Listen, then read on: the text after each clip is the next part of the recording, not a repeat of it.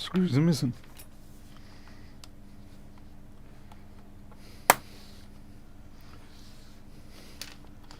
John, Daniel. I was going to start immediately manufacturing some stuff. Okay, we've got a screw missing, that missing, fair enough. Ooh, this is a 2037 board. This isn't... What? This isn't what I thought it was. What are you? You are 2141, you're just an oddball one. Damn, this ain't great. It's had liquid damage. Not good.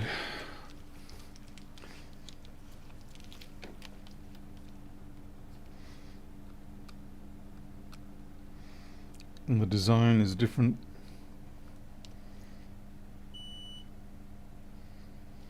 And we do not have... Oh, this is no fun. This is not a standard failure.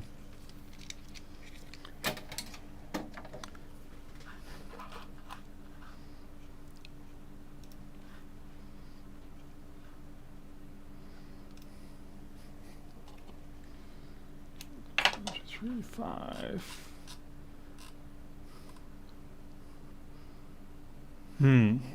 Supposedly spontaneous death.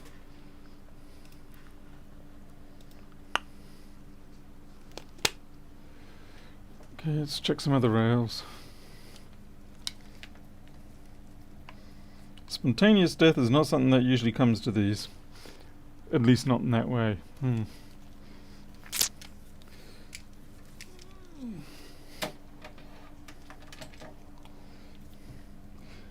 Yeah, we'll take it out, have a look. I mean, even if I don't get to it this evening, at least it'll be ready to go in the morning.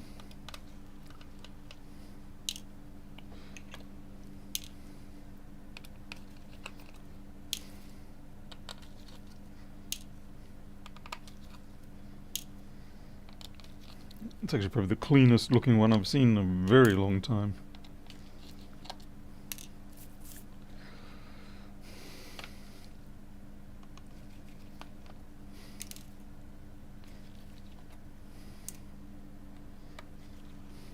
Hey, Mr. Howe. Oh, yeah, no, sorry, I don't mean shutting down the channel. I was just meaning I'm going to be not making the USB-C meters and ring lights and stuff like that for too much longer. I'm basically just going to use up the stock I have and then call it a day.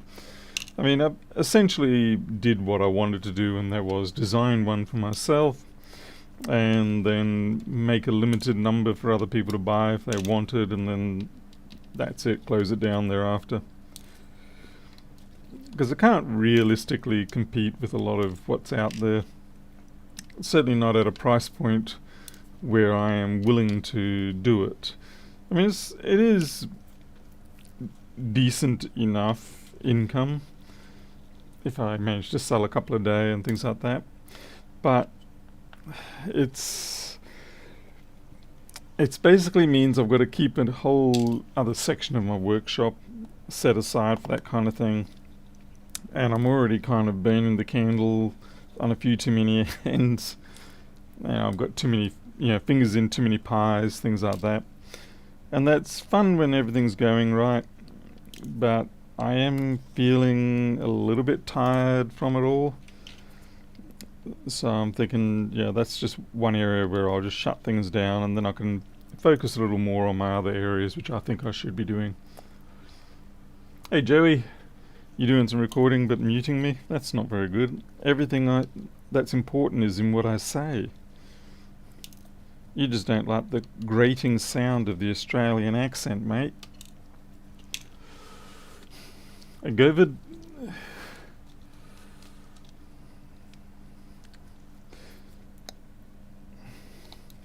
I was meant to start with building things straight up, but then I realized I hadn't been attended to this machine. It's been in here for about 4 or 5 days now, which is a little bit long for me.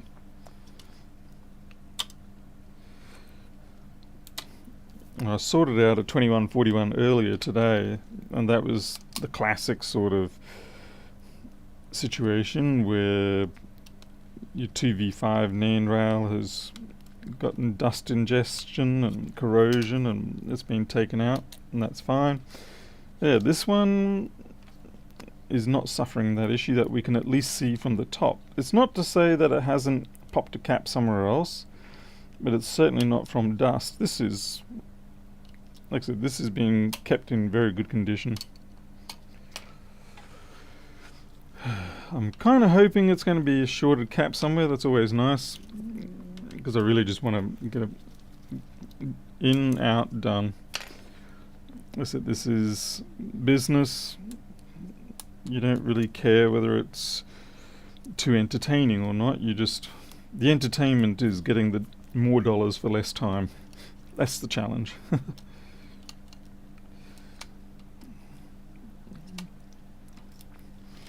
I'm actually more excited to see how long it's going to be before Joey Does Tech, or Joey here in the chat there, hits his 100,000.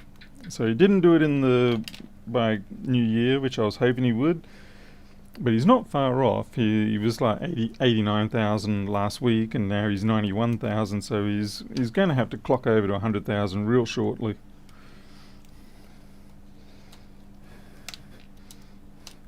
Naturally, of course, I'm very jealous of it. But we all know that I don't tend to do the social media thing well enough to gain that sort of notoriety.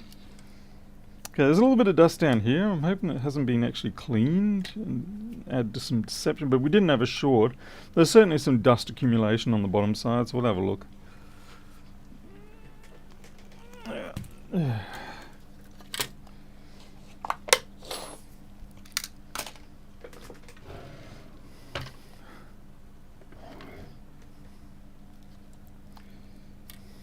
Oh yeah, this looks like someone's,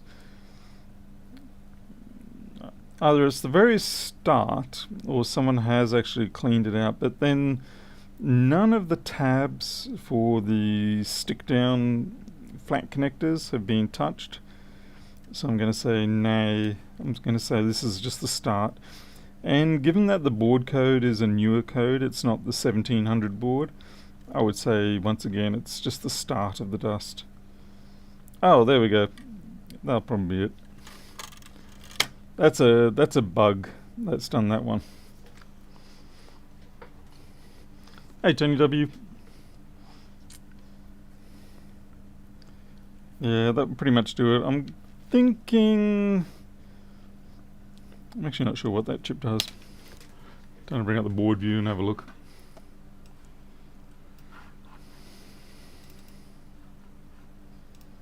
Now, I don't have this board as far as I know. What did we say this was? 2037. Yeah, I don't have this board in my archive, but we'll see. We'll see if we've got something in the same place on the 1700. Hey, Mr. Bodger.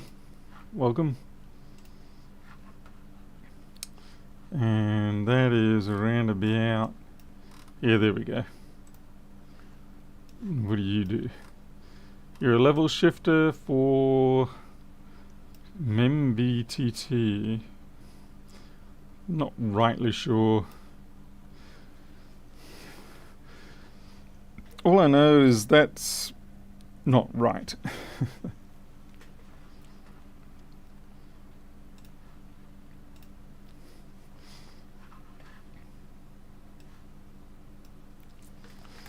So we'll just pink mark that. Go check the rest of the board, because if we've got one bug event, then there might be more bug events out there.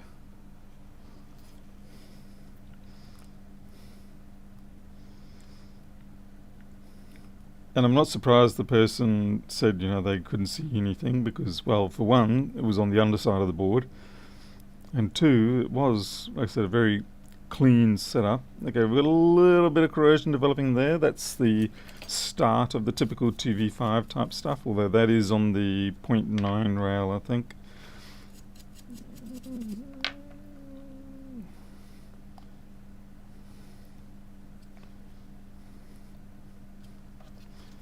As I said, we don't have any shorts on this section. I just wanted to check for the sake of checking. Okay, so we're just going to clean that up and hopefully we come back to life.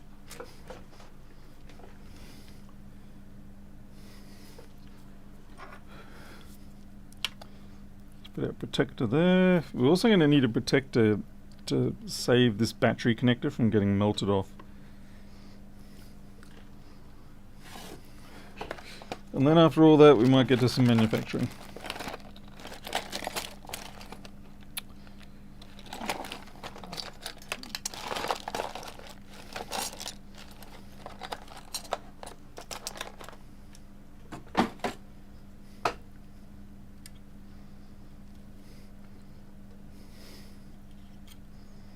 Yep, that should do the trick.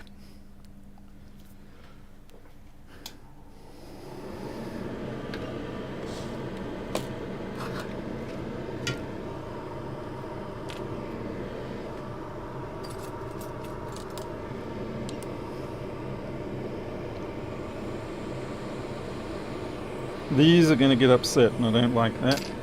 I have to protect everything around here. I don't want them going pop, pop, pop. Welcome back, Paul.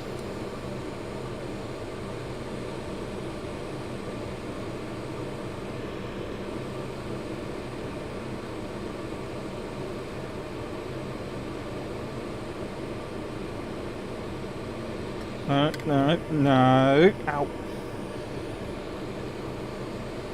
It's a tricky area here.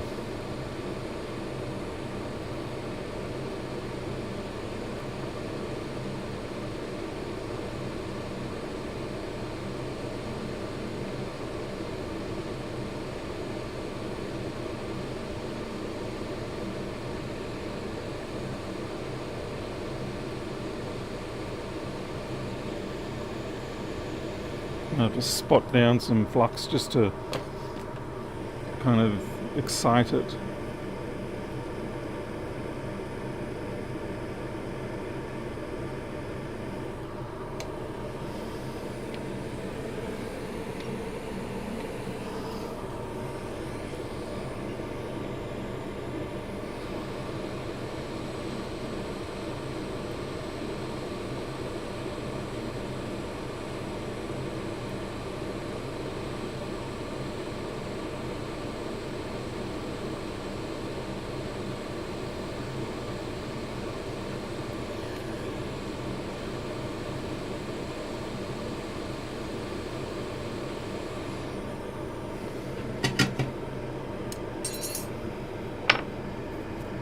See, I didn't want to melt that, and I didn't want those exploding.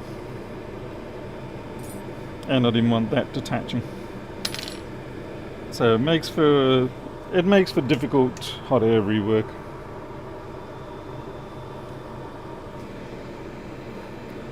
Hey, Mr. Locksmith.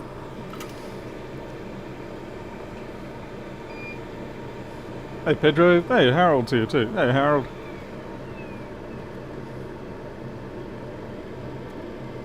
Mr. Lettuce Repairs here as well. And Horst. Seems like everybody's jumped in while I was in the middle of battle. Okay, we got one pad maybe missing there. Okay, my extractor's not working properly on me. Now, the fun thing is, solder always seems to go to the wrong side of the tip. Yeah, we definitely got a pad missing or something there. That's not good.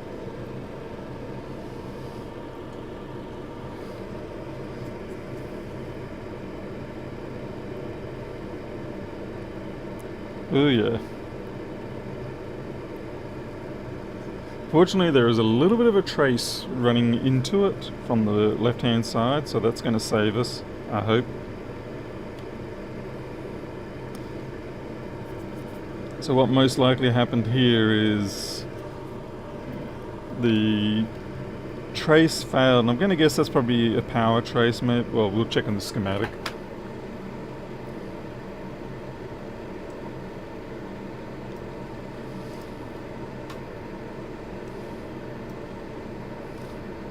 There's this one here, yeah, PVV18. Okay, so without that, then this chip wouldn't run, and without that chip running, then none of the signals are going to be translated.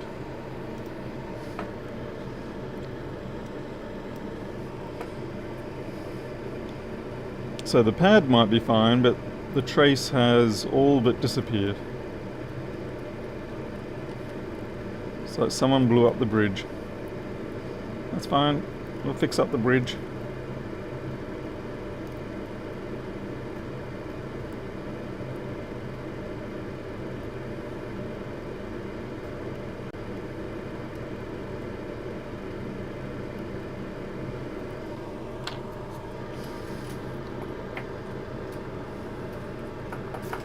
Come here.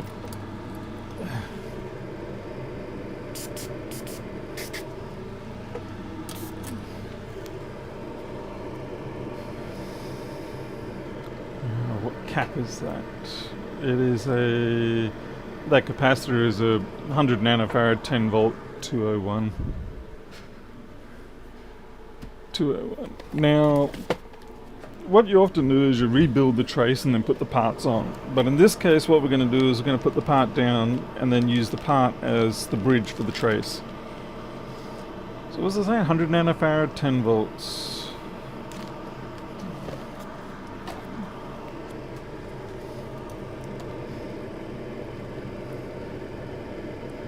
Of course, this assumes that I can get that cap to sit right.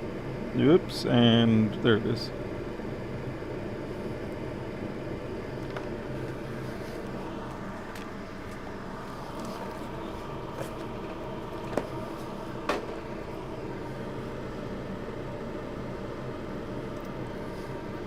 A bazaar. I didn't think there was any humour in German. Oh well, things I learn.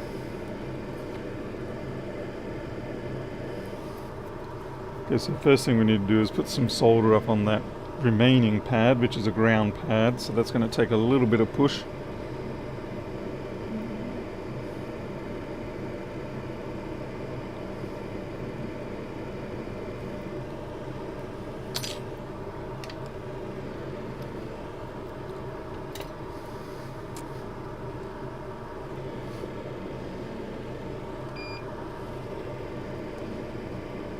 Now it's probably going to be reluctant to take the solder. That's fine, that's all we need there. We're just basically prepping it.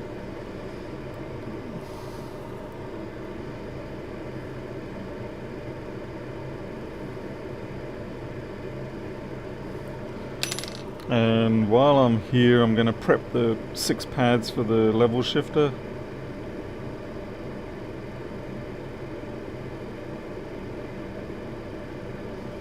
They're all good. So what's going to happen is those little pyramid pads, they will become nice little balls or nice fluffy pads when the hot air comes in.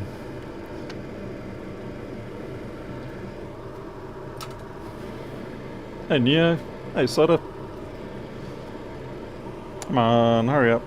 Hurry up, hurry up. Haven't got all day. Behind me. It's getting as slow as me in the mornings.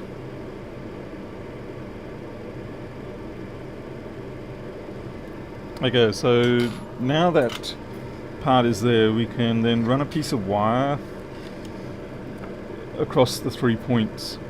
So you got your left pad, your left trace, your right trace, and the component itself. Theoretically, I probably could actually blob that. It might be worth a shot. It could... yeah, this is me sitting here trying to work out whether it's too dubious or not. But the gap is quite small.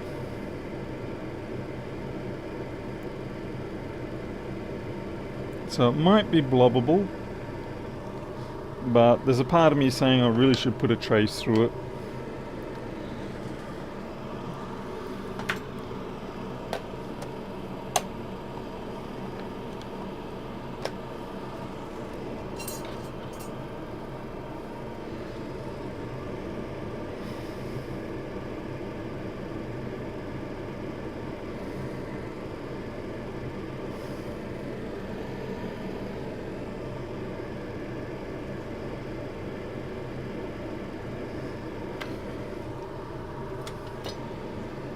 because that wire is probably about 2 or 3 times thicker than it needs to be.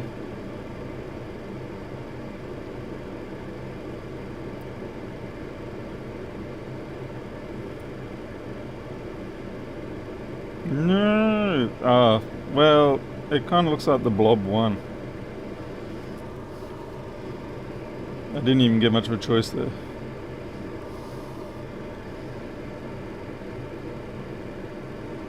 Yeah, I think the blob's won.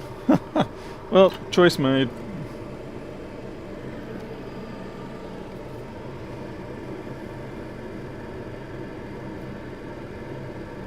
And we need to get a donor part.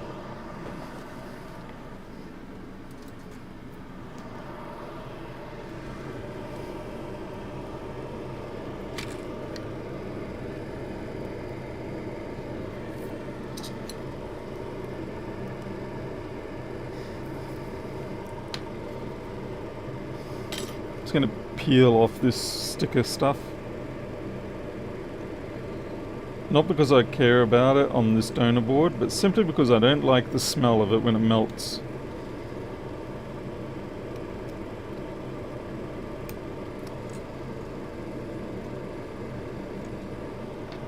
Come on, up you come. Right.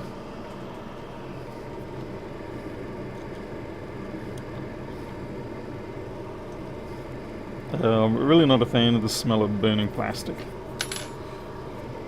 Oh, is that actually the same? Yep, okay. I just wanted to double check, you know. Most of the time these boards do tend to be the same, even though there's a different board number. But it certainly doesn't go astray to check every now and then. Easier to check before you do it than trying to fix the mistake you did after you did it.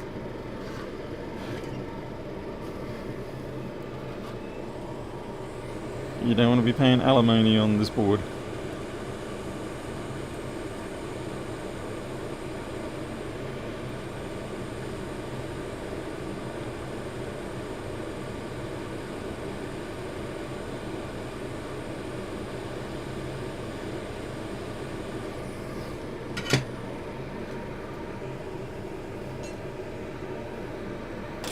Yes, that's a tad warm.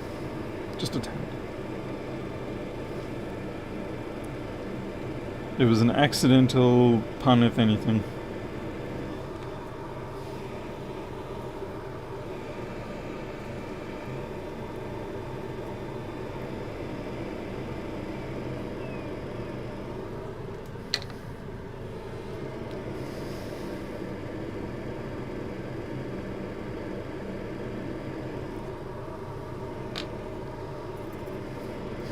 As you can see, trying my very best here to use the least amount of flux possible.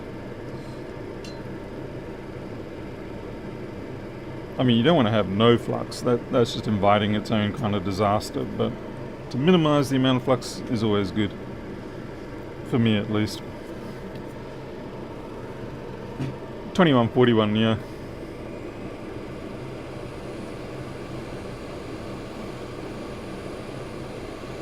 Pushing my luck here, pushing my luck here. This sucker's gonna fly if I'm not careful.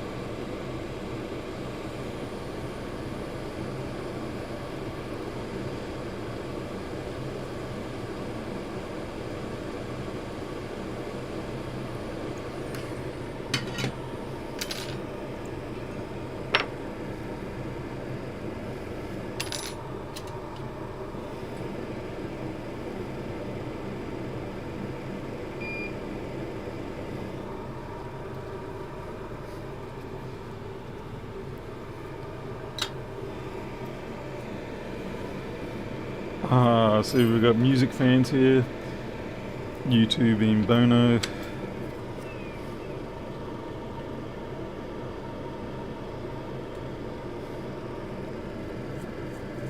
With or without it. Alright, let's give it a clean up.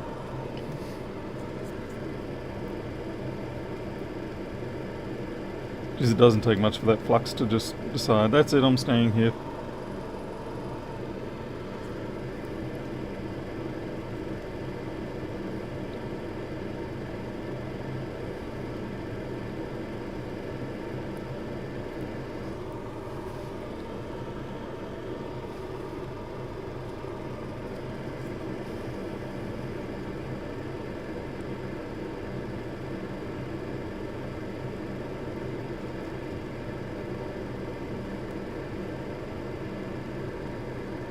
I think that's good enough.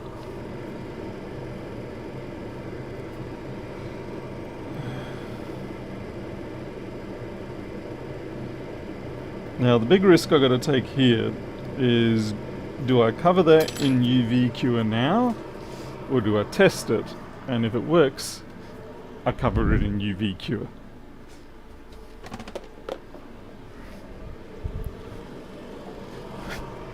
I guess I'm going to be taunting the gods.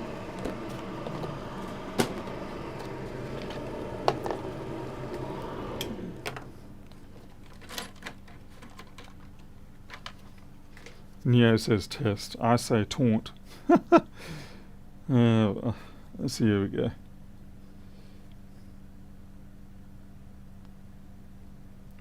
That's the only bit that I needed to cover. Just that tiny bit there.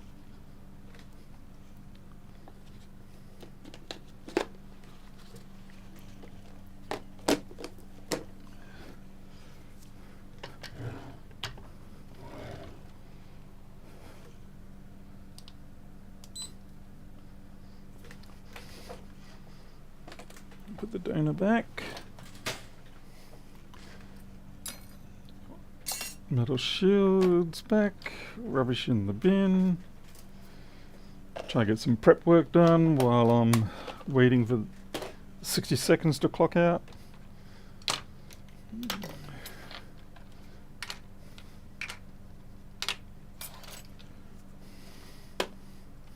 More rubbish.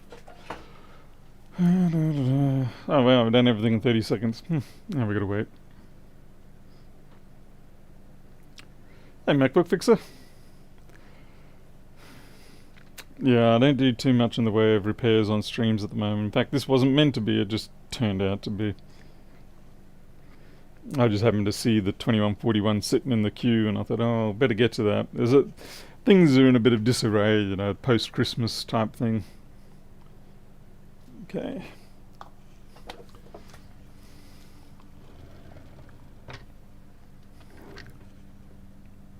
Yeah, that looks pretty good.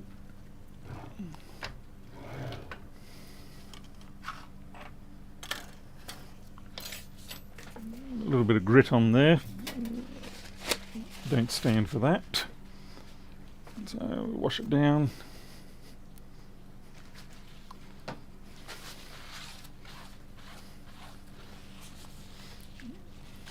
I only just washed this before we started the job and already there's random bits of scum on there.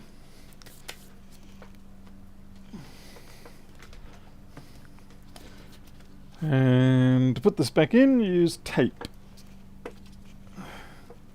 Hey Ed Boss. You can try to put these things back together, these 2141s, without tape. I can't personally recommend that. Looks like I need to go out and get myself some more masking tape.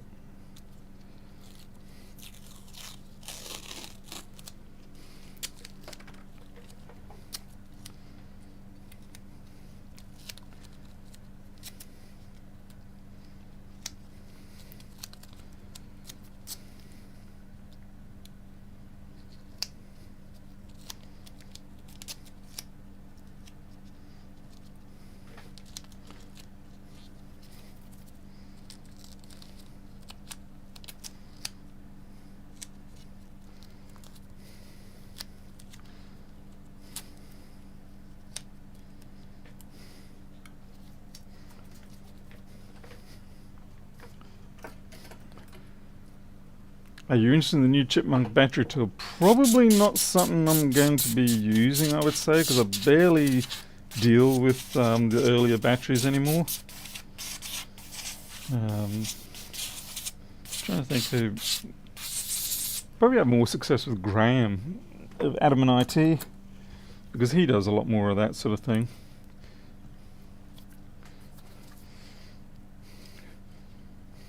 I don't want to be taking your hard work and not giving anything back for it, so yeah, I would say definitely want to chase someone else for that sort of thing.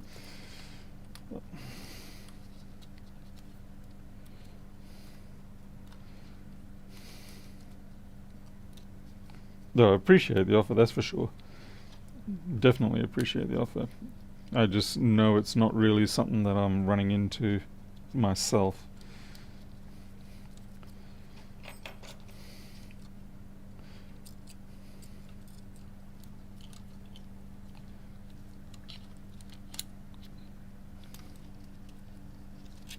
Even with tape, this is a fun task.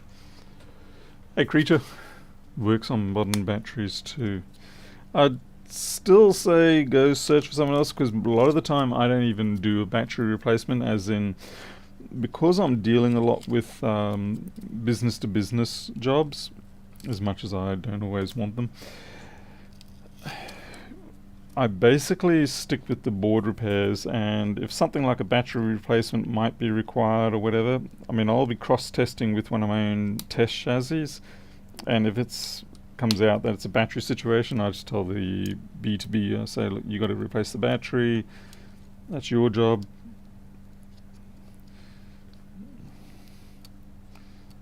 Like I say, I just, particularly with like the Medusa system that you sent me and things like that, I feel really bad because I didn't end up really doing anything with it, and you were very patient, and I still couldn't it just didn't happen, and I fear that's going to be the same situation with the battery tester. The scenario is just not going to come up.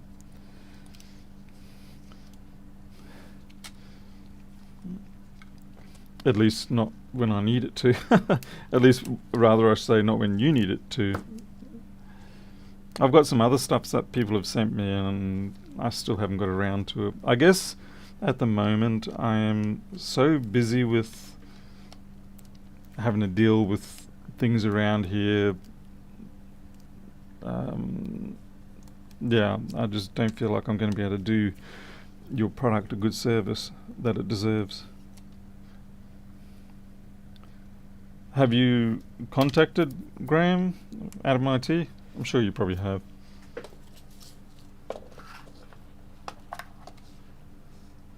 Is there a way to bypass password on some of the PCB PDFs? What? Can't protect... Oh, on the PDFs. Oh, yeah, I don't know about that. That obviously is a PDF password unlock situation. I can't resolve that one for you, I'm afraid. It may be something that we work out later, but at the moment, no. Because that really is... That's an Adobe situation. Ah, there's no flippin' screw for this. God damn it. Or was it in the box? Jeez, I just realised that, yeah, I need that screw and it's not one in there.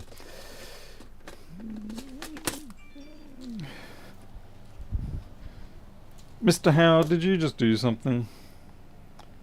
I'd just like everybody to thank Mr. Paul Howe, who periodically, frequently, sent another 100 PayPal Australian dollars in order for me to maintain the hungry horde of felines that I have amongst everything else. Thank you very much, Paul. Obviously, you know, I don't expect that, but I'm certainly always grateful for it. And it definitely always goes a long way.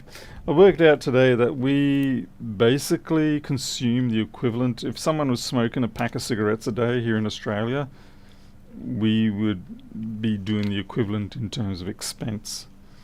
So our cats are our pack of cigarettes every day. If you feel a lock PDF is one of the...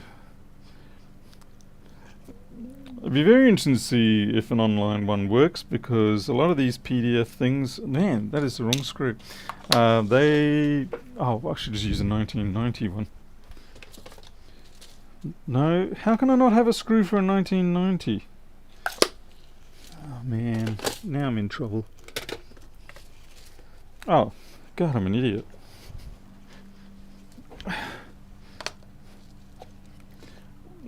iPad Pro. Which iPad Pro is it?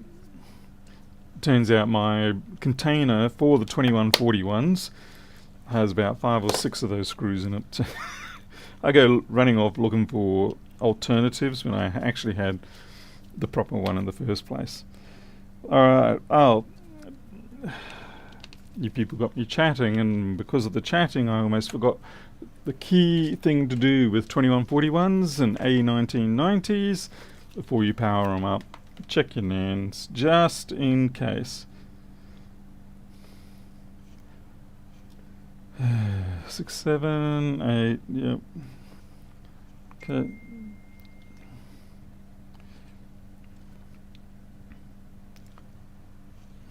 Okay, that's because I'm reversed. It should be more like 1K in this orientation.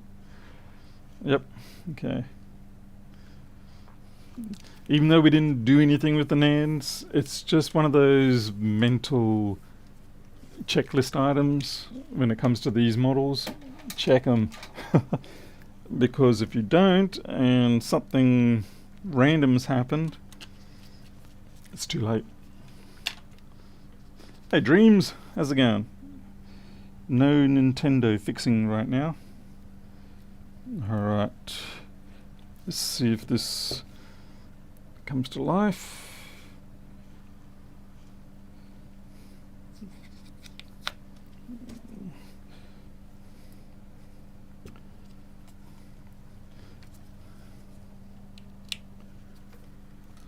Watch that graph. Okay, so we've got 20 volts, 300, 400. Come on, keep going, give us that 2 amps. Don't you dare reset. 2 amps, good. And we got a bong. Cats don't smell. They do. Cats, believe me, have their own issues. As you probably know anyway. Toiletry issues, definitely, particularly when you keep them inside. Even if you've got a lot of litter boxes, you still get accidents. So you spend a lot of your time cleaning up accidents. Hey, Pro Engineer, by the way. Sorry, I just see you slip in there. But yeah, cracking PDF passwords can be non-trivial at some times, but yeah.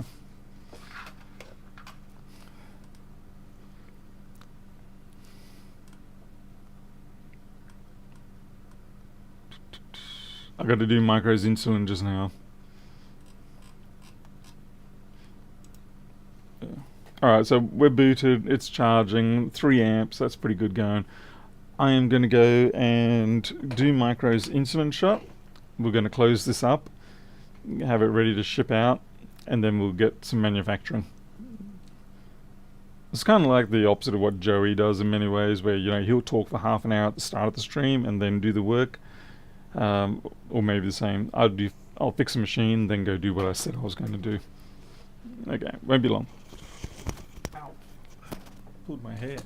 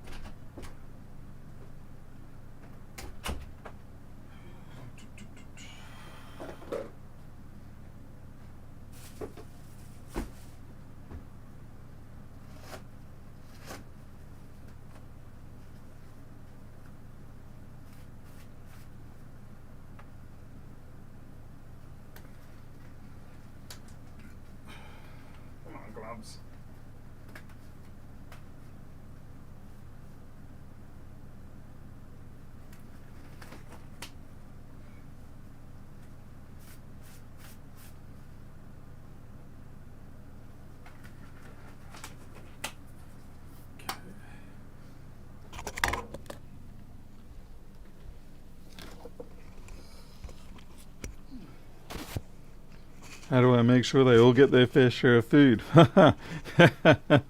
We don't. Well, look, not realistically. For the most part, if you throw down the food collectively, spread out enough, they do tend to... We don't have that problem. I think probably because you've got 3, it makes it easy for them to quickly finish their food and race to the other and finish. So, the impact is going to be more specific because you've only got 2 other options. Whereas with the number that we've got, no individual food bowl is going to be attacked regularly enough, that it's going to impact a specific cat. Instead, it's just more like a random kind of thing. So, yeah. I mean, there are times where we have to single out a particular cat and make sure that they are eating properly.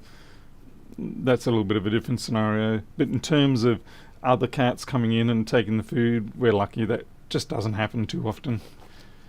Hey, Lewis Akis, Quicksilver, still a snarly, cranky old bastard like I am. Ha! Yep. It only gets better when you get older. I'm sure others can attest. People who are older than me. But yeah, you just keep getting crankier and grumpier. It's usually just the one. Yeah, so you got a bit of a difficult situation there. I don't know what you can do. Feed them in separate rooms. Sometimes we have to do that. At one point we had to put Milo into my admin office to feed him because he just wouldn't feel secure enough to eat and it would take too long. So we had to put him in his own room and wait till he was finished. They're tricky buggers, that's for sure. Buzzer, I agree with you on that whole, cramming 5 amps through this, particularly when you see how fine those traces are. It's a little bit much over the top for me. I mean, obviously they can do it, but personally, I wouldn't trust it that much. I would have liked to have, say, gone twice the contact area, particularly because they get dirty and the alignment isn't perfect and things like that. So yeah, I'd be wanting twice the area. I wouldn't normally rate them for more than 2 amps under typical circumstances.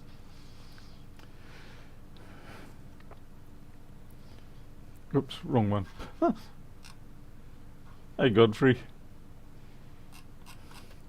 Yeah, for me, 2.5, maybe 3 amps would be my peak. But watching these things hit 5 amps on these cables, I mean, this is a genuine Apple cable, so that helps. But then you get the new standards that do 140 watts. To be fair, they are pushing up the voltage, going up to 28 volts instead of sticking at 20, so that helps with, you get you more power across at the same current. But even still, it's a lot.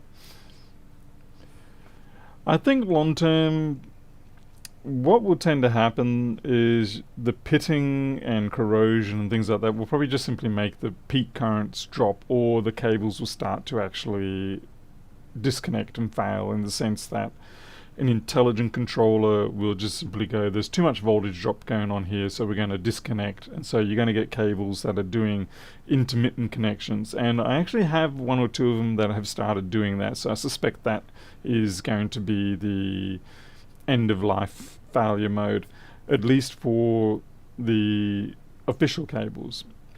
The generic clones and the dodgy ones, they may melt.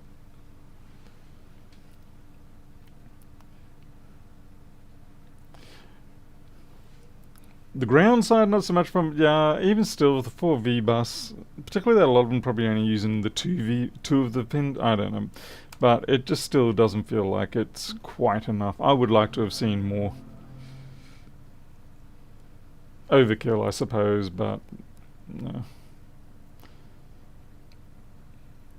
And in general, I would have liked to have seen the USB-C connector more like the Lightning connector in terms of the actual physical construction. Hey Copaz, good to see you still alive.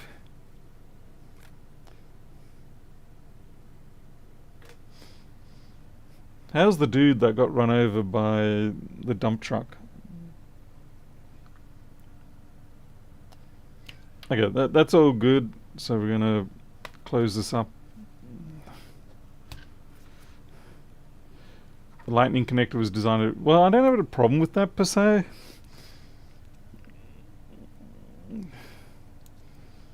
I mean, I haven't had that many break. If they're made properly with the metal band around the end, it's not too bad. Although occasionally I have had to dig out that metal band, and because it does have indents in it to get captured by the socket, it can make it a little bit tricky to get them out. I still just preferred the simpler design of that connector over the USB-C, because basically you got tongue-in-tongue type connection here, and what? I hate that sound. That is the sound of a teeny tiny, there it is, piece of grit. I got a cough, sorry.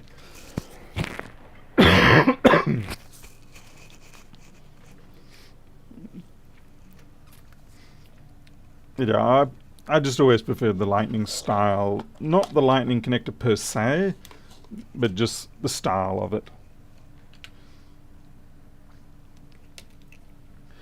Like when I mention that, people go, "Oh, it's not as fast as," and it's like, that's not what I'm meaning. I like the actual physical style of it. Just single tongue into a recess, nice and simple.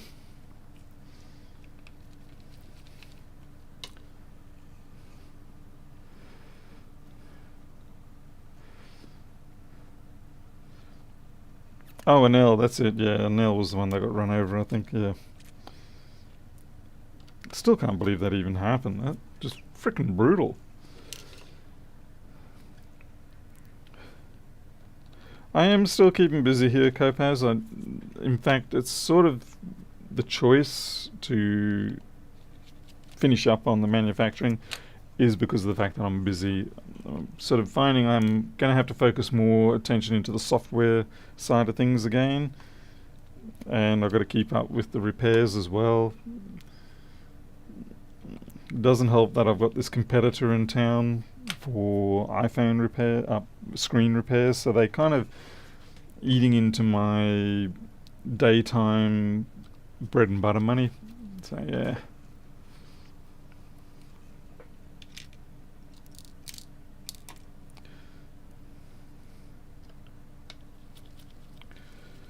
I will say, when it comes to the USB-C connector, at least with the MacBook design, yeah, they do have the replaceable flexes with the plug, socket, whatever you want to call it, on there, as opposed to the 1708, which did not. But they quickly realized the error in their ways, so to speak, and they switched over to a separate flex. So yeah, I've got to give them props for that.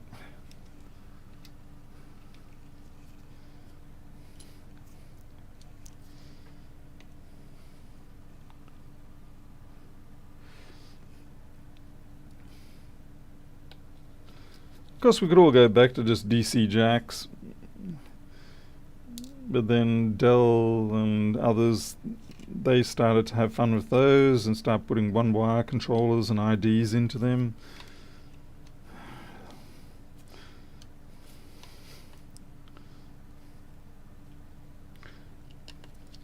I didn't mind Lenovo's take on doing a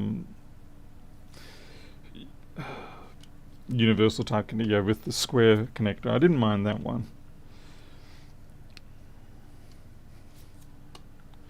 But of course, they don't carry data, so it's a lot easier in that respect.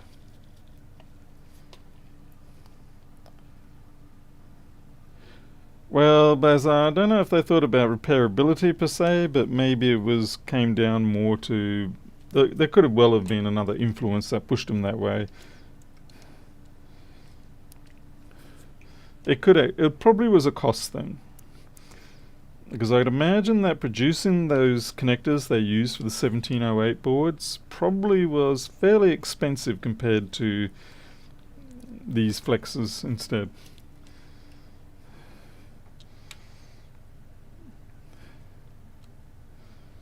It also took up a lot more board area, and it probably complicated their reflow process slightly.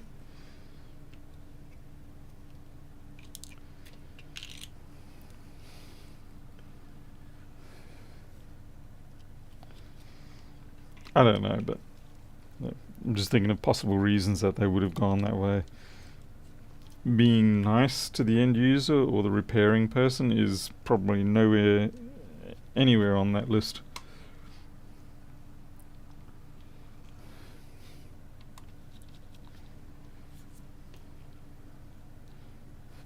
That would have been probably on the list of reasons not to change it.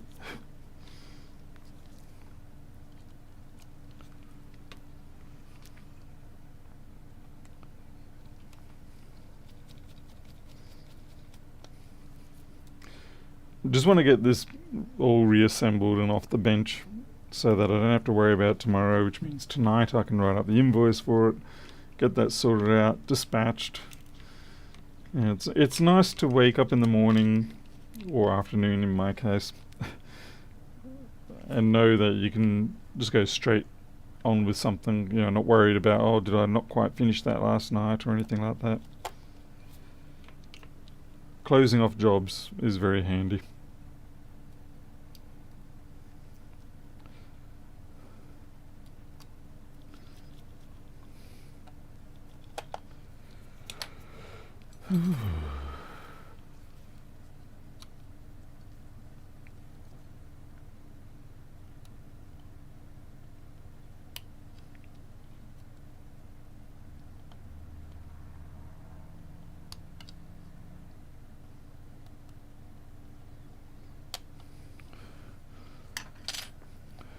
Oh, we'll start that one.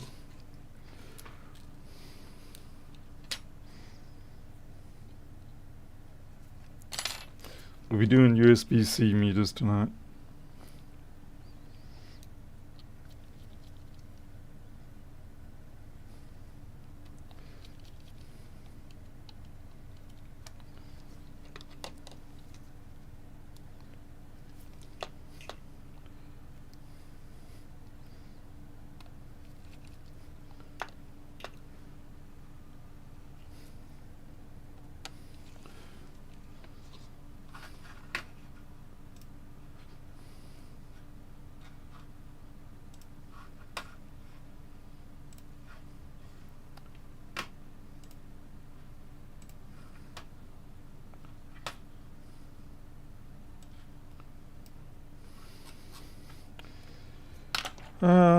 Right, they did not send us a screw, so I guess I'm sending it back without a screw, which I actually don't like, because normally when I do the exit process or the pack process for the job to send off to them, I'll take a photo of the machine showing, look, it works, here's the packaging label, basically prove as much as I can that this is what I'm sending you and it is in operational condition. But without the screw in there, it kind of makes it a little bit difficult. I mean, I can always refer to the video and say, hey, what did I do with the original parts that I took off there? Normally I stick them in here and I can't find them. Nah, I must have lost them somewhere. That's annoying.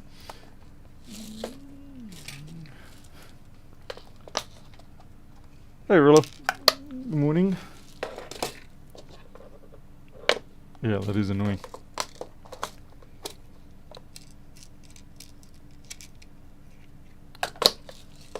I think they kind of just got blown off to the side, didn't they?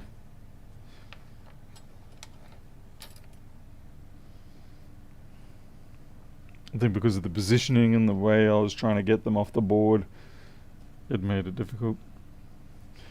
Alright, so what I'm going to do is actually power it up, take a photo of it, close it down.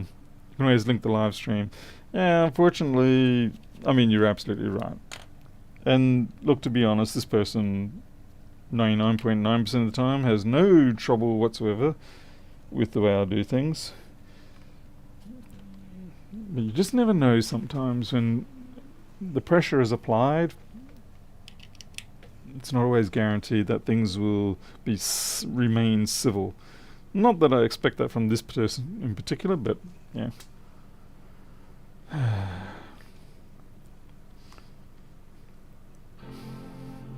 Okay, so we've got a Boeing.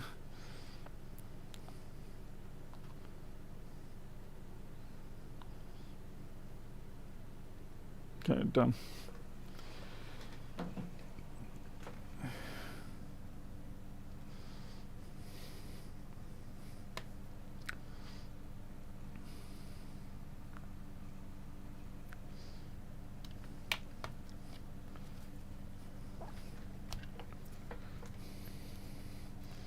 Chances are, I'll actually have to check with them.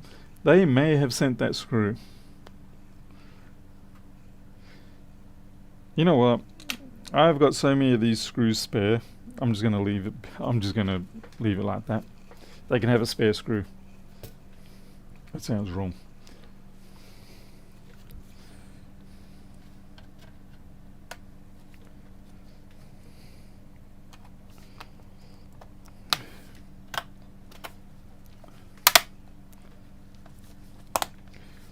These screws are all missing.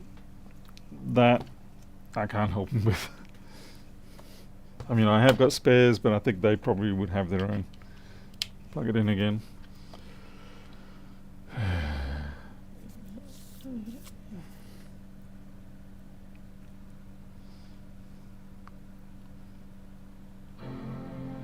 But at least at this point, we know it's definitely working. We'll be able to ship it in a working state.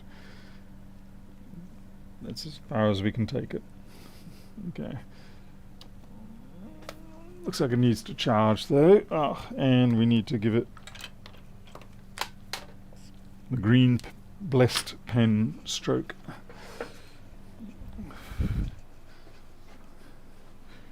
Is this their stuff? It's their stuff.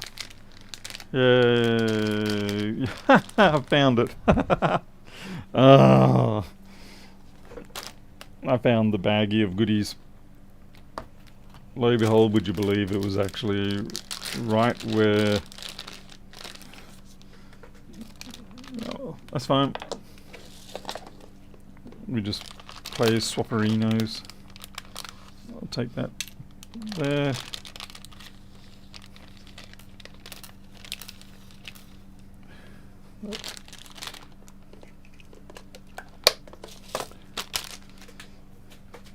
It's always the fun thing when jobs come in a different state to what you normally get them in. So you have your procedures, your routines, your expectations with machines, and you set up your whole workflow around that. And then when something comes in that doesn't fit into that workflow, then things can get messed up. Now normally I would tag in the job that this has been supplied in a separate baggie or whatever. Clearly I didn't this time. Hey David, we've already fixed this one up. This was a 2141 with no power, just spontaneously died, and we're all fixed up now.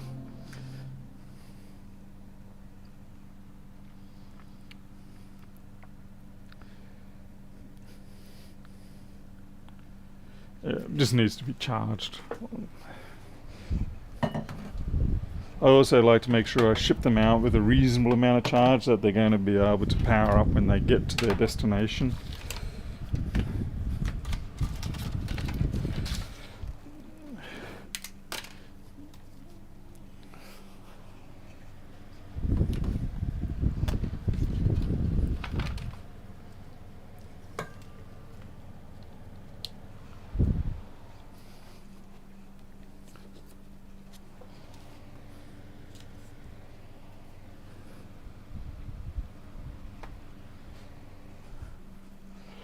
Alrighty. Subtlebridge, you shouldn't joke about stuff like that because you know that someone out there is going to be listening and go, hey, that's a good idea. In saying that, that is indirectly a reason why I'm not too worried about running out of jobs or anything like that, because no matter what they serialize, at some point they're not going to be serializing the caps or small glue logic chips like that one that we just replaced. So yeah, they do cut down on the number of jobs that you could repair, but you're still going to have jobs that you can repair. And interestingly, the jobs that they're going to leave behind, like small bits of corrosion, shorted caps, things like that, are the jobs that are actually the ones that you probably want anyway. Alright, let's get some manufacturing going. Alright, let's get our awesome shiny plate. Creature hates that, which is why we continue to use it. If we can offend creature, I'm happy man.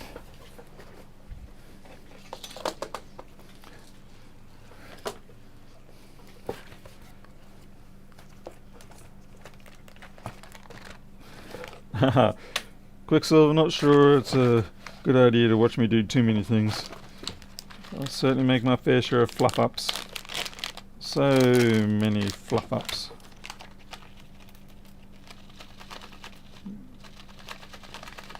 There we go. But I appreciate the confidence. Okay. Our high-end pick and place tool.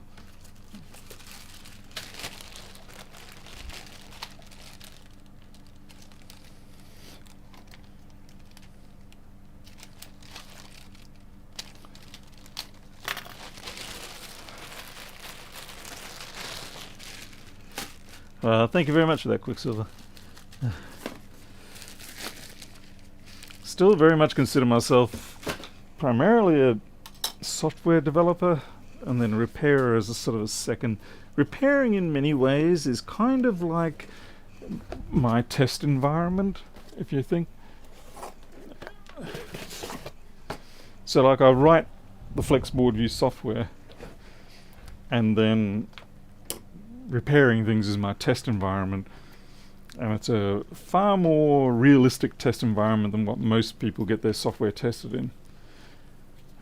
So hopefully it leads to superior software within reason.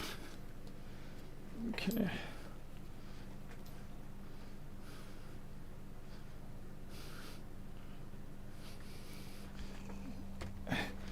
Creature, I only do it to upset you. There's no other reason I do those things. It's all just to upset you.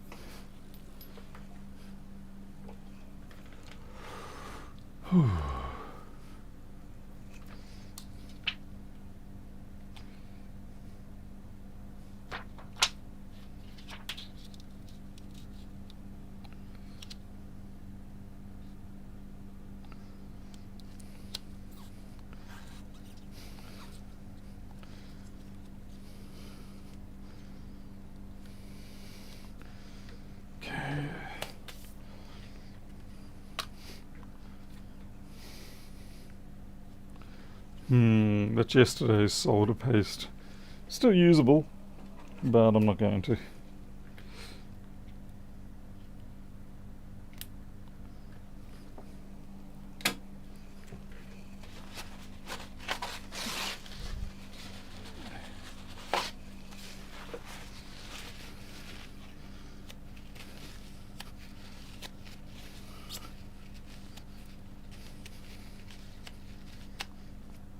Okay, spatula is clean.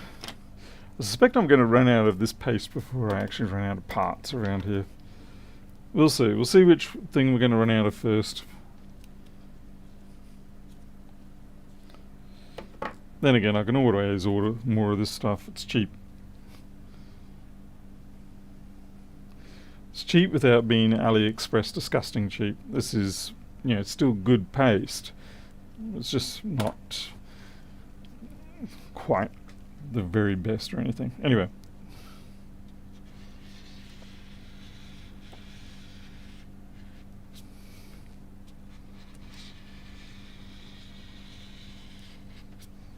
That's it. We're done.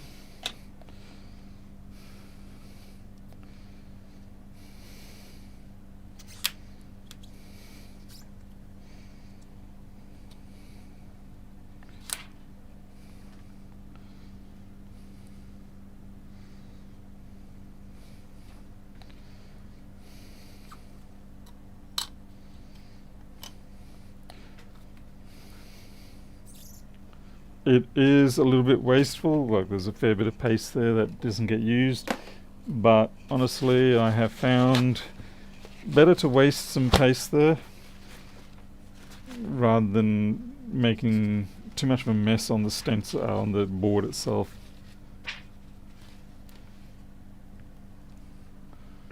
I find I get a much better result if I don't fuss around trying to save a tiny amount of paste at the end of the day.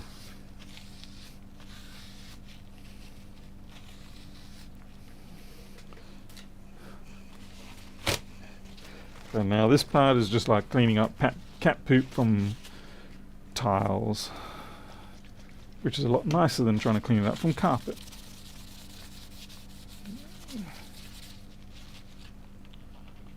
Thoughts on the new NVIDIA? Are you talking about the 50 series? I was actually just complaining last night that we don't seem to have a 4050. And people were telling me that the 4060 is actually the 4050. But the 4050 does exist as a mobile chipset. And its performance looks about right for what I was after. Because I didn't quite want to go all the way to a 4060. I mean, I may as well just get a 3060 if that's the case. Anyway, but I haven't had a chance to look at the new 5000 series. I probably won't in a long time. I mean, the 1660S, I'm quite happy with the 1660S, but I do just want a little bit more. Hey, what's going on here? This is stuttering. What the hell?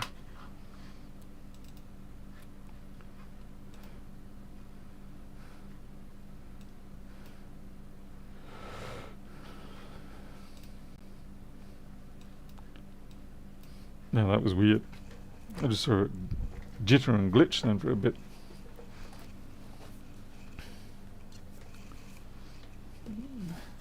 Yeah, I'd like a little bit more performance than what the 1660S is giving me. Certainly the 1650s are useless. I've got a 1650 in one of my other machines, and it just, you can't really play anything with it too well. But the 1660 was good, but I just want a little bit more punch than 1660, and that's where the 4050 would have been nice, or I can get a 3060. But I was kind of hoping that the 3060 is just a little bit too expensive. That's the problem. And the 3050 doesn't give me anything new over the 1660. Not really. I mean, sure, it's got DLSS and stuff like that, but no one uses. I mean, it's a gimmick more than a real thing. Yeah, 4060 equals 40. Yeah, it was nice of him to do that, eh? No. So thanks NVIDIA. Totally was so happy you did that. But yeah, the 4060 is just a bit out of my price range. You know, I don't want to pay $400 for a graphics card. $300 I'll pay, but not $400. That's Australian dollars, so yeah, that's about 200 US, I guess. Am I a cheapskate? Yeah. But I don't game that much, so there's not much point in me spending a lot of money on, you know, I pay 7 Days to Die, and now Elita's playing Hogwarts, which I'll probably play afterwards. And like I said, that runs fine on the 1660. So the plan was that I would take the 1660 out of the current gaming machine, put that into my Linux workstation machine, so that then I can play 7 Days under Linux Steam, and then Elita can play 7 Days on their gaming machine with a better graphics card, and then that way we can both play together. You know, fun to do a bit of co-play like that. You crack the password.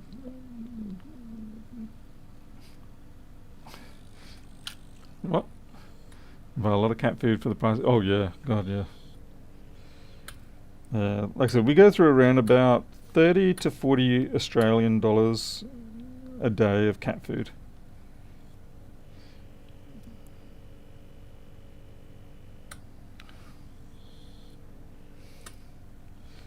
Which is what I was saying, it's kind of like a smoking habit. Because I think that's roughly the cost of a pack these days, pack of 25s.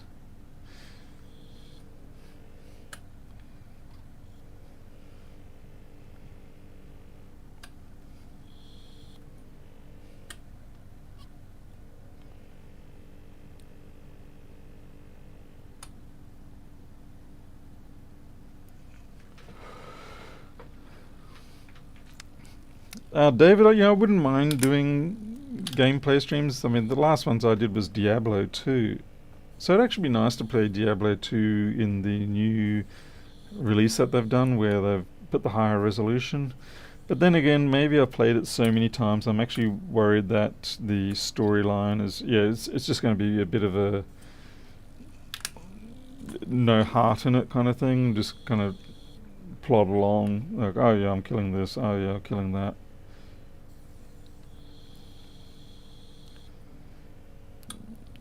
But all the subsequent Diablos are just perhaps a little bit over the top for me. I mean, I really liked Diablo 2. I thought it was a really good balance. But it would have been nice to have some more area expansions or something like that. Same engine, but just different areas.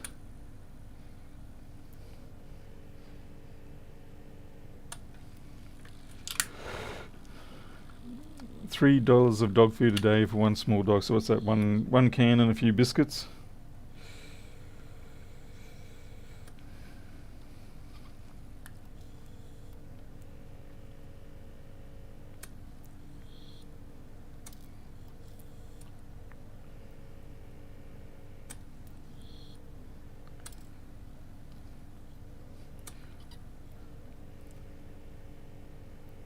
Oops.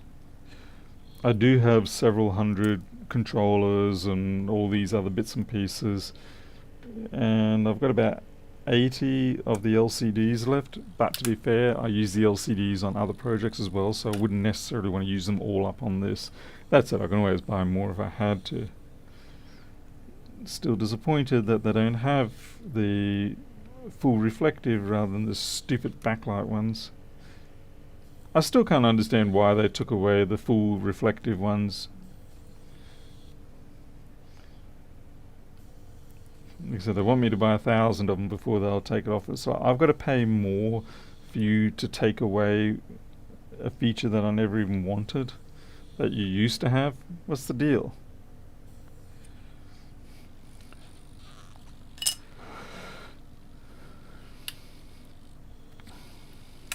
Hey Retro, oh yeah, did I maybe write the title wrong or something?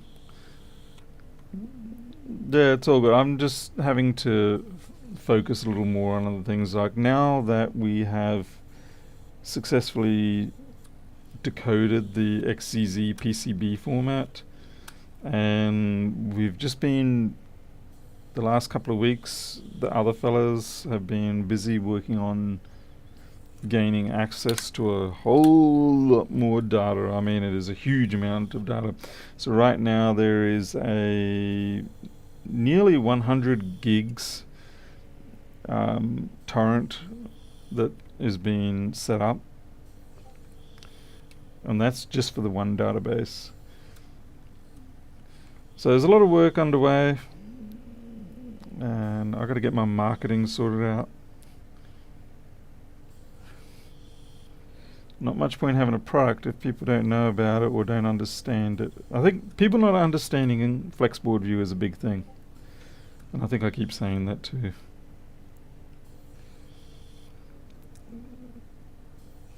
And I would like to make it easier for people to understand what it's about,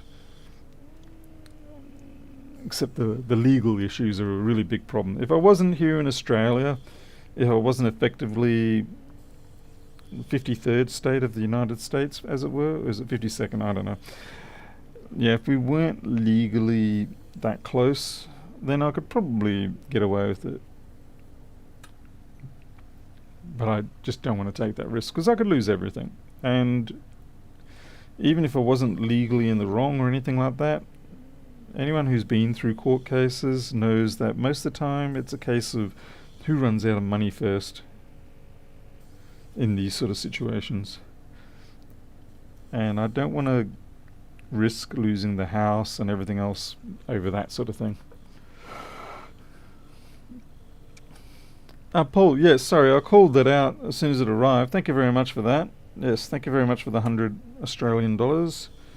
Always goes very, very handy. As I was saying earlier, the cats are a bit of a habit thing. It's about $30 a day to keep those little critters fed. And we do it. You know, we rescued them. That's our responsibility. Some people spend their money on awesome helicopter models, or motorbikes, or fancy cars, or many other possibilities. We spend it on pampering these cats.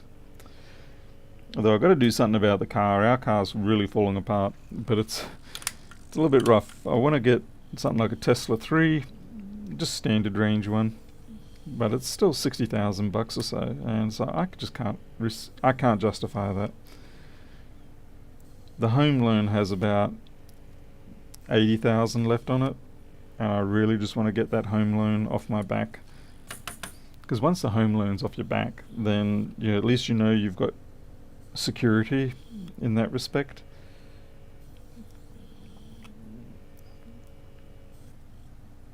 And I've seen what happens when you get beyond a certain age, and if you don't have your home secured and something goes wrong, then it's horrible watching that happen.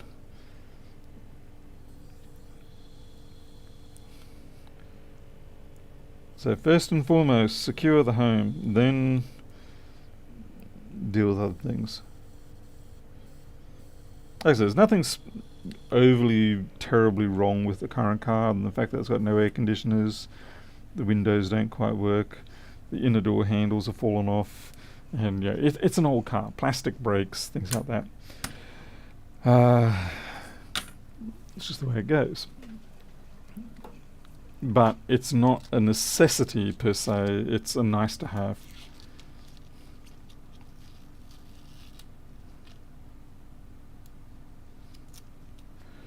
Well, Creature, we do have those kind of formats. I mean, the format that the MacBook boards are distributed in, there is basically no information in those that is any good use, really, to someone trying to copy it. Hell, in fact, you could give them the design files, and they could copy the main board exactly. It's still no good to them anyway, as you know, because they don't have the firmware, and most of the chips they can't source anyway. But to be fair, I would say that the BRD format that's used, or that most of the MacBook boards are distributed in, is perhaps a little bit too useless. I mean, we make it work, but you definitely need the schematic coupled with it. But really, there's... I think manufacturers know this, but they're intentionally keeping that kind of... they don't want to give an inch. Because I think if they feel like if they give an inch, then the world's going to take a foot. And I can understand that. And it's probably actually a very real thing.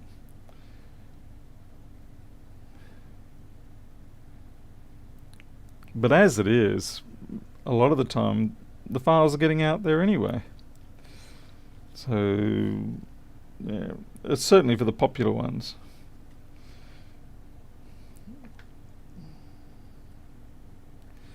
Or people are just now making them by grinding down the boards, scanning them, and then using software to reconstruct. But again, that doesn't give you really all the information you want. It just simply gives you the relationship between the parts. But it's a start.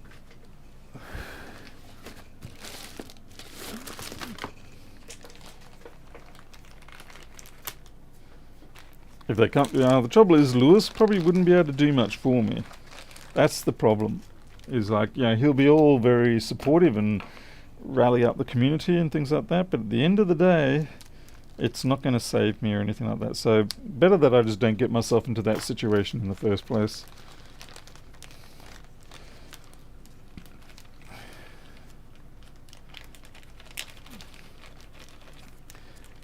Yeah, Creature, you see, you might have to yield on that one.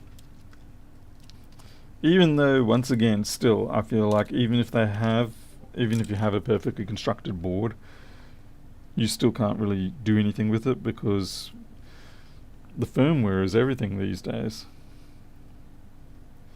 Now, without the firmware, you've basically got a very expensive doorstop. And not a good doorstop at that either. Alright.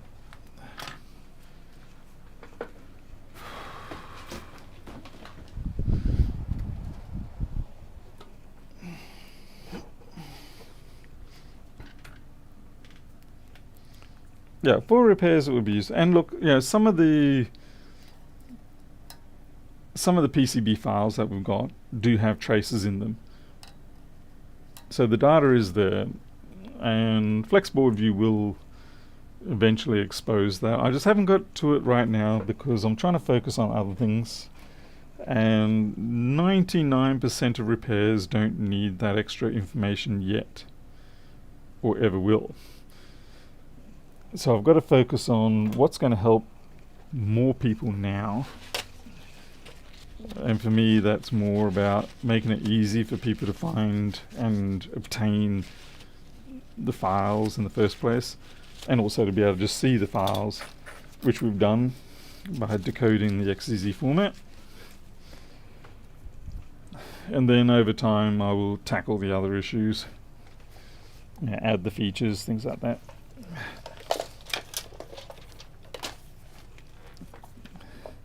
It's not that I'm being dismissive of the requirements of a particular person. It's just I've got to make, there's only so much time and energy I have to do developing.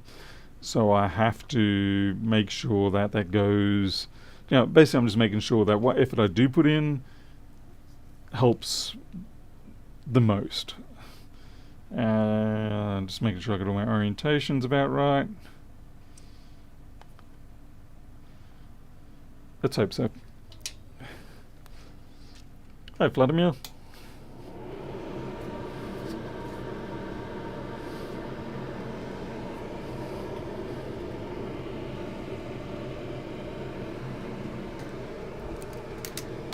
I mean, GenCAD already provides a perfectly acceptable file format for almost everything that we're doing. If anything, it's just a little bit too much, though.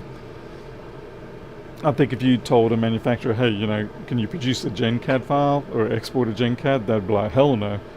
But we can sort of get their toes into the water by saying, hey, look, can you produce a BRD file or something that just simply gives us, all we want is pin placement with the part association and the network association. So that tuple of data, and then the outline of the board. So that's all you need, and then you basically have a usable board view. Thoughts on Bamboo 3D printers? I haven't got one myself. I've heard a lot of good things about them. I've seen one or two people complain about things going wrong, but overall it seems like they're quite good. I've still got my trusty one behind me that Teresa sent me. I've looked at getting one of the Bamboos, or at least another one, but I can't justify it at the moment. It's one of those, it'd be a nice trinket to have, but it really doesn't serve me any work. Flexboard View, yeah. Hopefully more and more people are getting used to Flexboard View in terms of knowing that it even exists I try hard as I can to keep pumping it out there, because ever since Lewis Rossman stopped doing his repair videos, that was my biggest exposure branch, as it were. That was one of the few times in life where the value of exposure was actually worth what you were giving. So, when people say, "Oh, look, I'll give you exposure," and if it was that situation where it was Lewis Rossman giving genuine, non-contrived props to your device or your software, then definitely that's worth it. For all the others, no. Antonio, the New Year's already gone over quick. Moves so fast. I've still got to get a fence extension done. I've still got to do the vanity unit in the other bathroom. I just wake up and don't have the energy. I try to go to sleep early, but I have restless leg syndrome, or at least that's what seems to happen. Like I'm lying down, I'm calming down, and it just takes the slightest thing, and then my leg will start like twisting up, and then my gut will twist, and that's it. So I won't be able to sleep properly until probably 6 in the morning.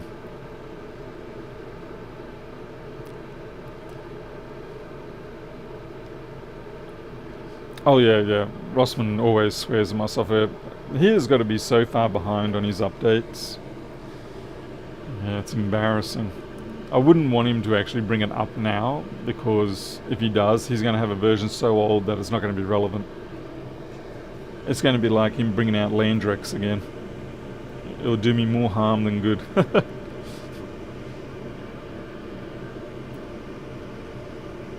By the way, the XZ format software is also out there for Open Board View. We're just waiting for Pionov to approve the pull request, but it is out there. So if you want to look at the format, including the DES decoding routine, it's out there. It's on the GitHub for Open Board View. So it's not locked to me. It was a community effort. We all got something out of it. And hopefully the community as a whole does have a win from this. Let's see, 11 o'clock it is. 11 p.m. Tony.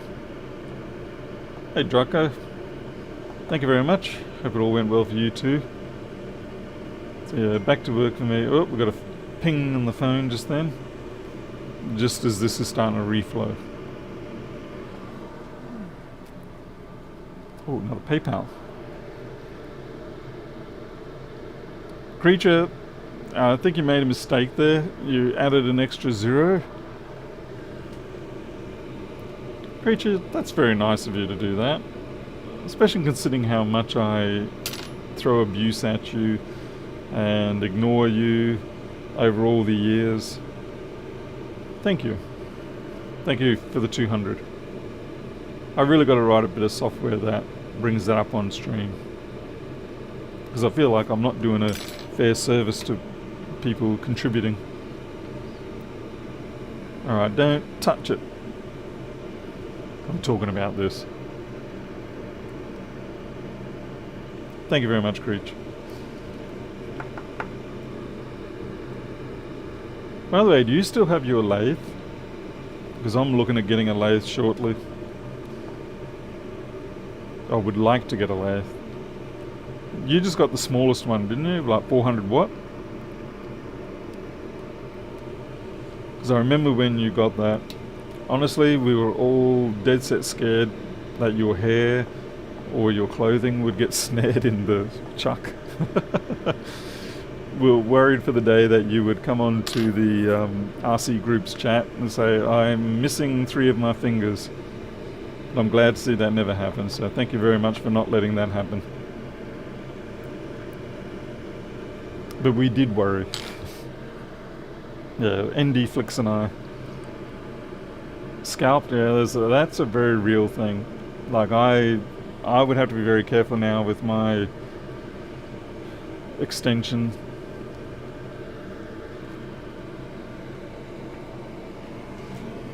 We've got a wonky one here.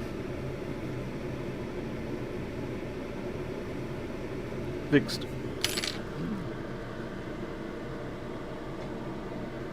Oh, Andy's still running his RSC server? Huh. I haven't been on there. I haven't been on RSC for a long time now. In many ways, I do prefer it to Discord, but I don't even have any model aircraft stuff anymore. I would like to get one of the new fly-barless helicopters, but again, there are many other higher priority items, like a car. I need to get a decent car. To be fair, the car is actually perfectly fine, but it has no air conditioning now. And I know it sounds like a trivial thing, but this is Northern Australia. And if you don't have air conditioning in Northern Australia, it makes it very difficult. Now, agreeably, we used to drive everywhere without air conditioning. I mean, as a kid, we would drive, well, I wouldn't drive, but I'd be a passenger as we would drive around the northern part of Australia into Western Australia, and it was blistering hot. But for some reason, you just didn't care.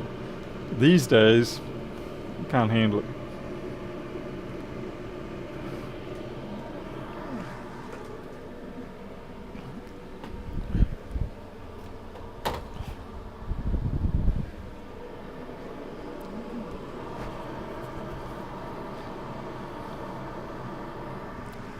Yeah, it'd be worth splitting the difference, I think. We'll call it global climate equality.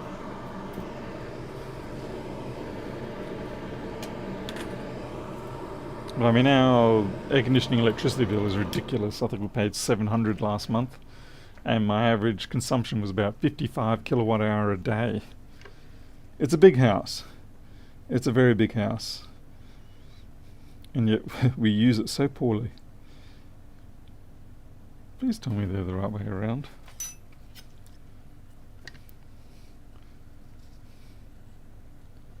Yeah, pin one up there. All good.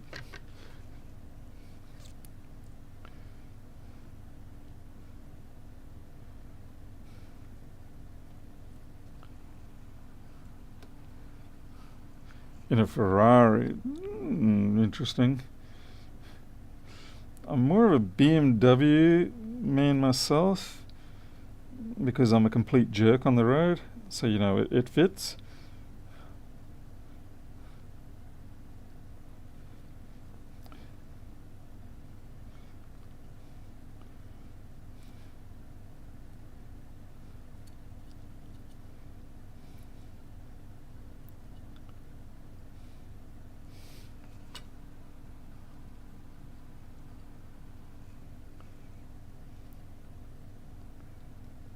Oh, that needs a that needs a rework. This one's a little wonkier than I like. Today, the batch I did previously came out just perfect. This one, not quite as perfect. This is more like high-end Chinese. Alright.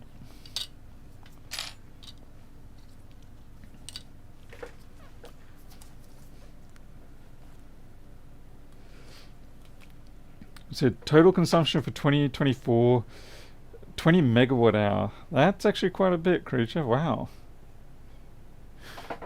Get an Audi. Trouble with the Audi is that, yeah, they are front wheel drive. I do much prefer the rear wheel drive style. I suppose my way around that is to get an all wheel drive, in which case then that solves it.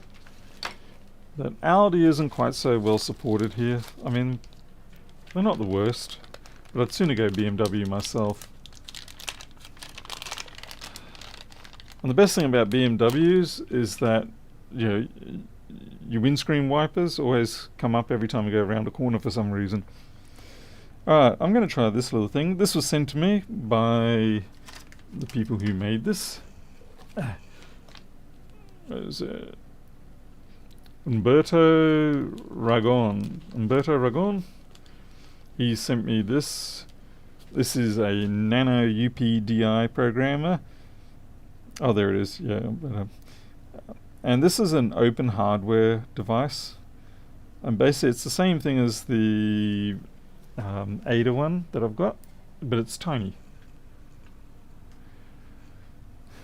So this is the UPDI friend, this Adafruit version. So basically they're just CH340s and you're whatever, bit bashing the hell out of them. So, and this is just a reconfiguration of BitNet. Now I had a little bit of trouble with this one when I first tested it, and I think the connector here didn't reflow properly. This wasn't their like a production one or anything, it was just one they had lying around. They thought they'd send it to me because I said, yeah, sure, I'm curious to have a look at it. So we're going to fix it up. And like I said, this particular design is out there for free. Like, they've got a GitHub page with all the files and everything like that. So the fact that I'm doing this, please don't take it as an example of things. Like I said, this was probably just one of the, kind of like me when someone says, hey, you know, can I try something, not one of your boards or whatever, and I'll send them whatever I find on the bench. And it often is on the bench because I forgot about something. Let's have a look at which CH340 it's got. 340OEE19. Okay, this is the 340ED. So I'm going to guess actually these are both just 340Es. Because the E is the thing, whereas the ones I use are 340Ns, I think. Yeah, mine are 340N.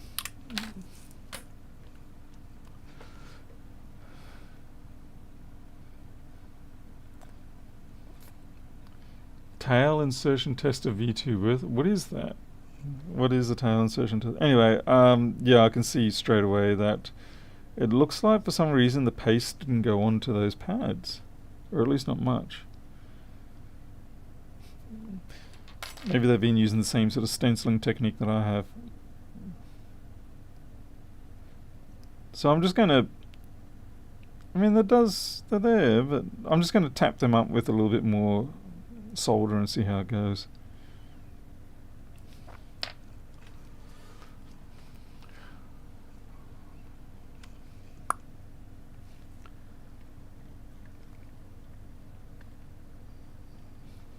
I need to find their website though, so I can share it to everybody. So you're in trouble when you're working with dense equipment like this, like really packed in tight, physical like this, is that sometimes the reflows can be a little bit unpredictable because the heat doesn't soak into some areas.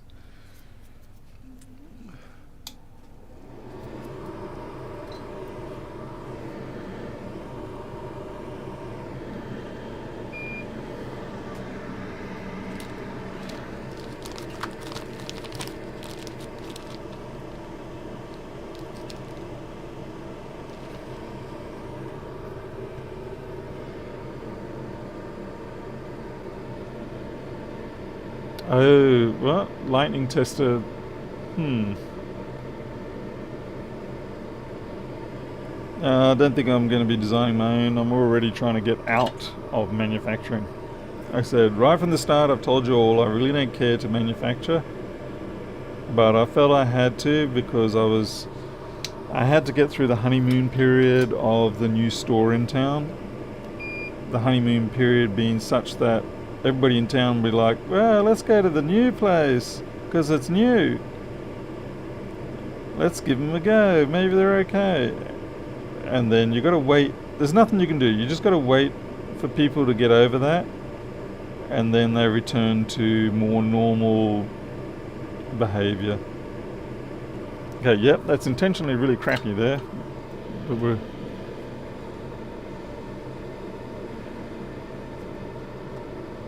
Oh, creature, you know I didn't send you that.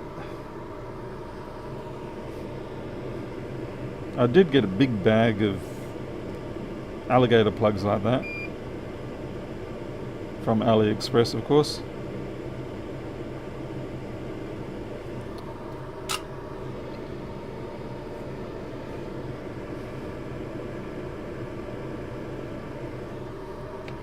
Yeah, I was quite shocked when I got them. I thought, gee, these are pretty cheap.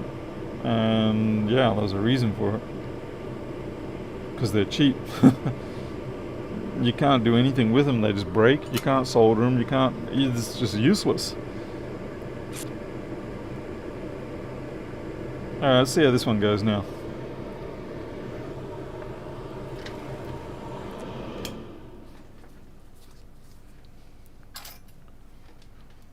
So you can see the size difference between the Nano versus the other one. Now, if I plug it in, it should work the same. Okay, we do have a little green light going up there. You probably can't see it. Oh, yeah, you can just see it. Let's see if it will actually flash things.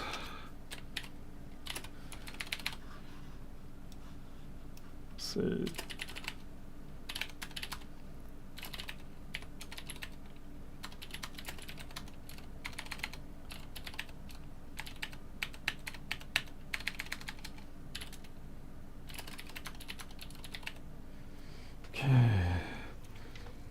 Oh, better make sure I know which one's UPDI. Okay, so this, I need to mark this so that I know where I'm plugging it in. Where the hell did Pinky go?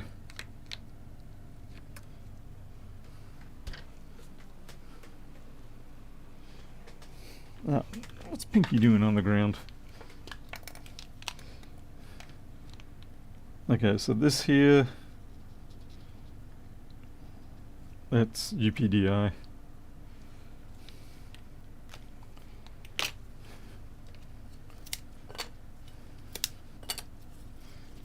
And UPDI is closest to the connector. Okay, that works so far.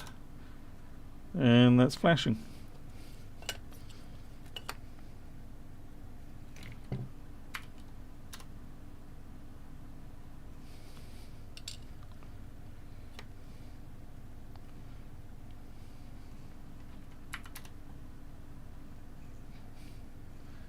Okay, I've done something wrong there.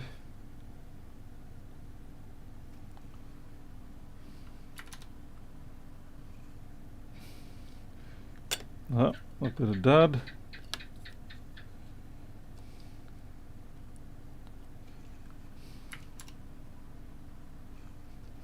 Another dud.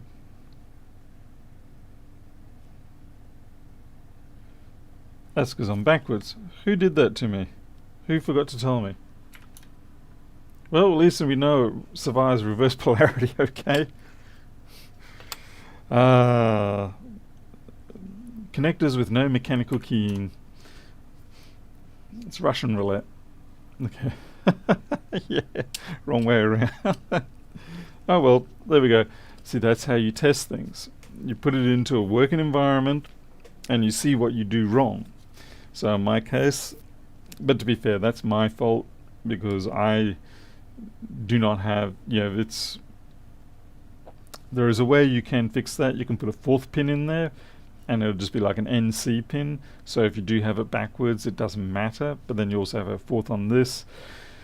You can put a physically keyed 3-pin connector on there, but then that means you have to have a socket on there, which is another nuisance. There's another way. You can simply have an actual one of these pinholes offset to a particular direction, like across one row, and you'd have to do that. That complicates things a little bit more. It also takes up a little bit more space, but again, it solves. So there's many ways to solve the issue. The other way is to just simply hope that your device handles it going backwards and that you eventually wake up quick enough that you're doing it backwards, which we did in this case. Okay, I'll give you the link for this little programmer. I've just got to find it again. So bear with me a second. Hey, why are you not doing that?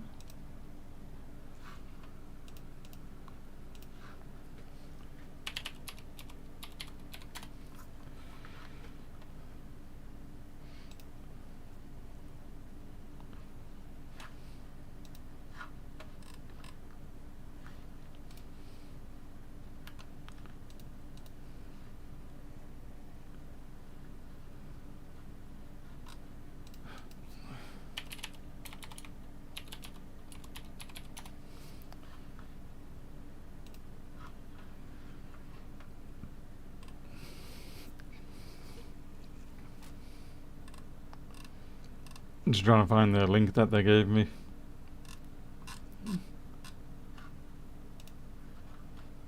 Ah, here we go. Got it. There we go. You could use silkscreen to actually... I do, creature, I do, but I know what you're saying. I could use a better silkscreen one that's a little more obvious, but it's still not going to necessarily stop you. But it is there. See? UPDI. And then that there, that's clearly ground. You can see because, you know, you've got the thermals on the ground flood. But yeah, UPDI up the top. It's labelled. The problem is the person putting the programmer in. They're doing it backwards. That's me. I tend to keep amateurs off.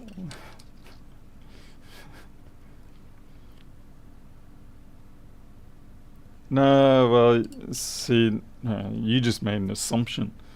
You just made a backside of me and you. Alright then, well I think that's where we're gonna leave for tonight maybe. Because there's not much point in me putting the connectors on until I've done everything else. See, I've still got... Yeah, I got one tray under there, and that's it. But like I said, I do like to keep these because these are my sort of go-to for my little projects.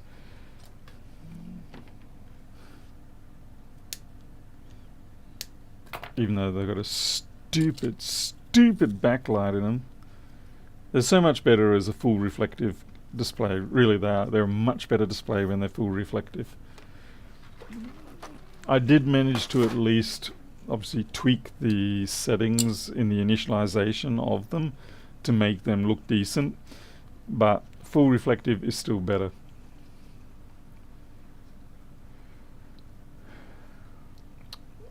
Creature, why do you need all three labeled?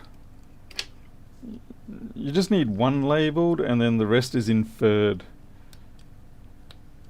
Okay, there we go. That works fine. It's kind of like when you're doing technical drawings. You know, you don't put the dimension on every single edge. You put just enough dimensions on there that you can then infer what the other ones are by doing some sort of mathematical calculations on the other ones. It's the proper way of doing things. Not this make it easy for everybody and put names on everything. Particularly for a UPDI connector, it's going to be UPDI, V+, and ground. You know I'm just arguing with you for the sake of arguing, why not? Alright, okay, I think that's enough for tonight. I need to go and do some other things. I've got to go get some food. I've got to go check on the kitty cats, and then I've got to get some programming, and then I've got to go check some emails and things like that. But, so I'd say I'll probably, over the next couple of days, I think I'll probably do about another 20 of these, and then that's it. With the ring lights, probably another 20 ring lights, and again, that will be about it. And yeah, I'm happy with how that is. You know, some people say you should keep making them, and yeah, fine, maybe I should, but I don't really have the time or inclination, and the inclination is a big thing because you want to come in here and you want to be relatively enthusiastic about manufacturing this stuff, because if you're not enthusiastic about it, you're going to make a mess of them, and that's going to, you know, you really are going to put an end to everything then, because you're just going to be like, people are going to go, wow, you know, that's really crappy what you did there. Speaking of which, I've just got to quickly fix up that cat before I forget about it. Hey Tom Morgan. The getting them pre-manufactured, I had looked at it, but it really just doesn't work out for me in this case.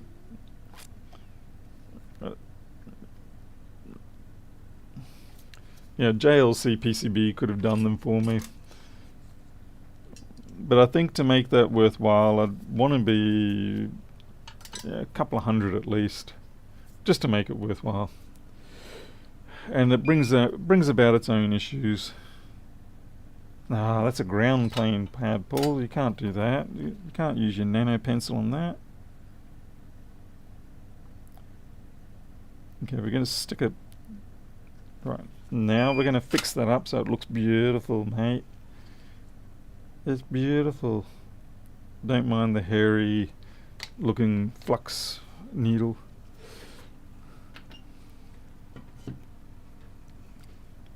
Yeah, I mean JLC or PCBWay, they all can do it, but I'm just not really inclined to go through that process for the limited numbers.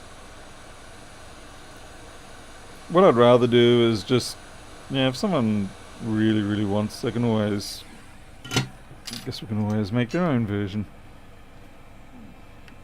You already know what people want out of these devices, and you already have, just by looking at it, what it is. I don't know, maybe I can sell the design to someone. If someone wants to buy the design, but then, like I said, if you're a half competent developer or designer, you can look at this and make your own version in a couple of hours probably. Or, yeah, I'm happy to sell the designs if you want to manufacture. Be forewarned though, they're old Eagle 7 files, so they're old files, but they do work. Yeah. Will you do a programming stream? Tough to say. I've got to find the right project to do that on. It might be, I do have a new box of goodies here. For the wildling cats that we have, I like to keep track of whether they're in the property or have come in or have gone out. So, and they all are chip ID'd. So I've got a couple of different RFID. These are the 132 kilohertz ones. That should work for the Australian chips.